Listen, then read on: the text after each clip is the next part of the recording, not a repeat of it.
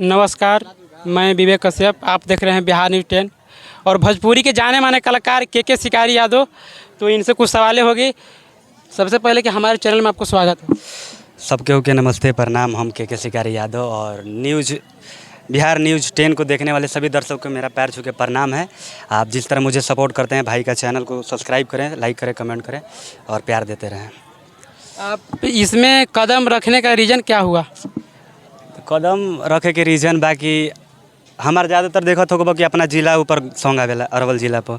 हमार जिला कहीं भी बहुत कम नाम बा जगह पर, तो हम कोशिश करता नहीं कि अपना जिला के कुछ अलग लेवल पर पहुँचाएँ, जे कि सब कोई जाने।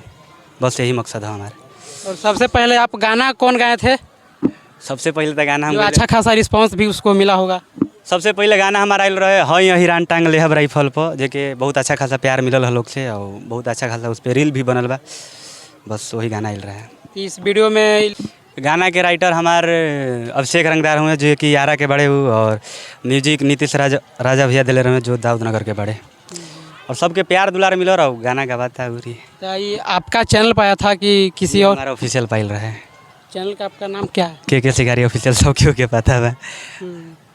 थोड़ा तनी सुनाइए उस गाना के। जो गाना के पंच लाइन रहे कि हर की बान हो जनी दहल गोरी दो सारा के बल पर हई हिरान टांगले हबराई फल पर। तो गाना बहुत अच्छा रहे, लोग के प्यार दुलार भी मिल रहे। आपको घरे से सपोर्ट मिलता है? देखो ये लाइन ऐसा बा कि केहू के गार्जियन शुरुआती दौर में सपोर्ट ना करे, और जैसे लड़का थोड़ा थोड़ा आगे जाला तो धीरे धीरे सब कोई फैमिली के भी लागेला कि ना चलो करा तक लाइन में अच्छा कर सकेला तो सपोर्ट मिले लागेला।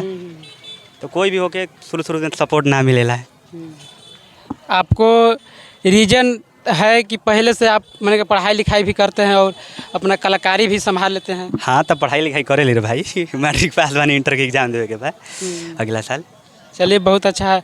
और आपको जे इधर होली में गाना आया है कि नहीं? इधर नहीं, होली में ना गइले रही कहीं कि सीजनल सॉन्ग हो, अभी छोट मोट कलाकार बनी भाई तो उतना तना चली। लेकिन हाँ, होली के बाद बहुत जल्द धमाका आवे वाला बा। एगो 10 तारीख के हमार गाना रिलीज होई कि सब जिला खाली भोकेला हमार जिला अरवल ठोकेला।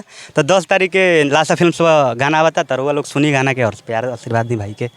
और भोजपुरी में विवाद एकदम छिड़ गया है तानिया झा के लेकर और टुनटुन यादव। ओकर कहीं के नहीं खे, कहाँ से लड़की तारा लागेली? तानिया झा वो लड़की ना ही, ओकर मेडिकल टेस्ट करवा लो। ठीक तो देखने में तो लगती है कि लड़की है, और देखेला में तो सब कोई लड़की लागेला, ठीक न।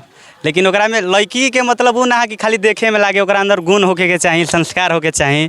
ओकरा माई बाबू संस्कारे नहीं खेदले तो ओकरा लड़की कहाँ से कहो? गाड़ी हर अहीर लोग के गलियाती है, क्यों ऐसा क्यों? छोड़ द। देखो कहल गई बा कि हमनी लेखा कोई बदमाश ना होई और हिरान के रेल बर्दाश्त ना होई। तो छोड़ द, जहिया पावर में भेटा जाइए तरेला जाइए, का करे के बा? अभी देखा था लोग, समझाता का करे के बा। सभी कलाकार के गाली देती है। खेसारी लाल हो गए, चाहे अच्छे जितने कलाकार हैं, तो सब कलाकार को एगो बात ऐसा बा कि भाई यहाँ मेहनत करके कोई नाम ना बनावल चाहेला। तहारा के ओकरा के गरिया के नाम हो जाए तो सोचेला कि वही कह के हमहूँ बन जाई। तो ये लोग ज़्यादा दिन ना टिकेली और कोई बात नहीं खे, चलता ढेर दिन ना टिकी है मार्केट में। हाँ, एक तनी गाना सुनाइए जो अच्छा खासा रिस्पांस मिला है आपका चैनल पर।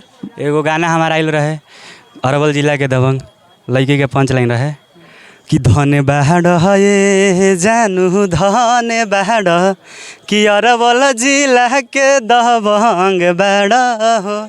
यो गाना पर 25,000 व्यूज गई रहे यूट्यूब पर।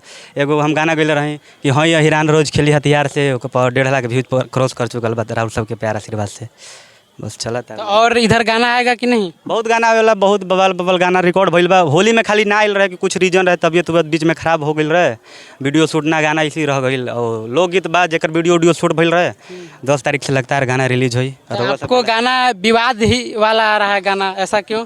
देखो भाई, लोग इंडस्ट्री में आइल बा दुए चीज़ खाती, पैसा और नाम खाती। तो जेकरा से जल्दी नाम और पैसा मिले वही लोग काम करेला। बस यही बात है। चलिए बहुत अच्छा है और इसी तरह से सपोर्ट कीजिए इनको। इनका चैनल है, चैनल के सब्सक्राइब करी। हमारे लोग तो चैनल सब्सक्राइब कैले बा, जे नहीं के कैले जितना भी भाई बड़ा सब्सक्राइब कर लो। आ भाई के भी सपोर्ट करी, प्यार आशीर्वाद दी। जय बिहार, जय भोजपुरी समाज।